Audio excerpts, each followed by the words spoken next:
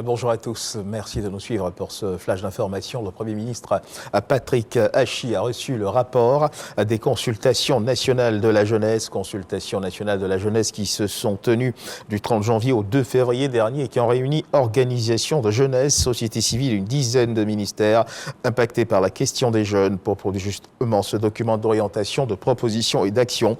Ce document a donc été présenté par le ministre de la Promotion de la jeunesse, Touré Mamadou, au Premier ministre Patrick Hachi. C'était à l'auditorium de la primature en présence de plusieurs représentants d'associations de jeunesse. Nous y reviendrons assurément à l'édition de 13h.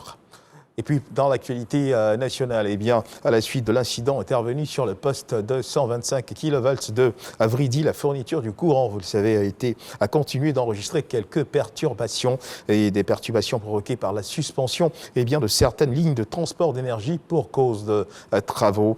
Ces travaux sont quasiment bouclés et une équipe de la RTI est retournée sur les lieux en vue d'assister aux réparations des équipements endommagés par l'explosion du transformateur. Lanciné Bakayoko nous en parle. C'est dans cette salle sous étroite surveillance que René Le Bateau, en charge de l'exploitation du transport d'énergie, coordonne les opérations de rétablissement du réseau électrique perturbé par l'explosion du transformateur survenu ici à Vridy.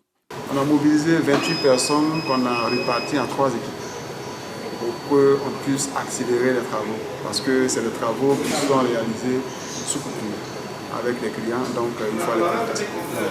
Sous ces installations électriques, les premiers groupes ont déjà sécurisé les équipements impactés afin de minimiser les coupures sur le réseau.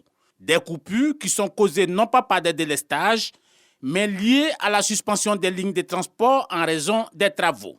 D'autres transformateurs comme celui-là ont été mis en service pour suppléer l'engin calciné. Cet après-midi, nous surprenons la dernière équipe à l'œuvre. Une dizaine de techniciens qui remettent en état les ouvrages endommagés. À partir de cette grue, ils préparent le remplacement du disjoncteur de couplage des barres haute tension. Déjà, il faut éliminer tout ce qui est endommagé. C'est ce que nous sommes en train de faire. Quelques instants et voilà une des étapes délicates, faire traquer le pôle du disjoncteur par la grue. Une opération réussie.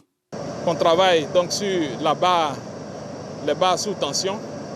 Donc cette première phase est terminée. Et donc il y aura d'autres travaux, mais qui ne sont pas aussi critiques et qui prendront fin d'ici samedi. Ce soir, le poste 225 kV de Vridy peut recevoir toute la production des fournisseurs d'électricité. Les techniciens assurent que le courant est rétabli dans la quasi-totalité des foyers qui en avaient été privés après l'explosion. Un reportage signé Lanciné Bakayoko en matière de transport pour ce qui concerne la deuxième édition de la semaine de la sécurité routière du côté de la ville d'Abangourou. Le préfet de région sensibilise transporteurs et usagers. Joseph a exhorté les transporteurs et les usagers de véhicules de transport à faire preuve de civisme sur les routes. Nous y reviendrons également assurément dans nos prochaines éditions. Dans l'actualité internationale du côté de la Libye, à Tripoli, les représentants de l'Allemagne, des États-Unis, de la France, de la Grande-Bretagne et de l'Italie tentent de convaincre les acteurs de la crise politique libyenne d'adhérer au plan présenté par le représentant spécial de l'ONU en Libye, Abdoulaye Bathily, pour la tenue d'élections en 2023. On note cependant que les camps de l'Est et de l'Ouest libyens semblent s'opposer au projet élaboré par le représentant spécial de l'ONU en Libye.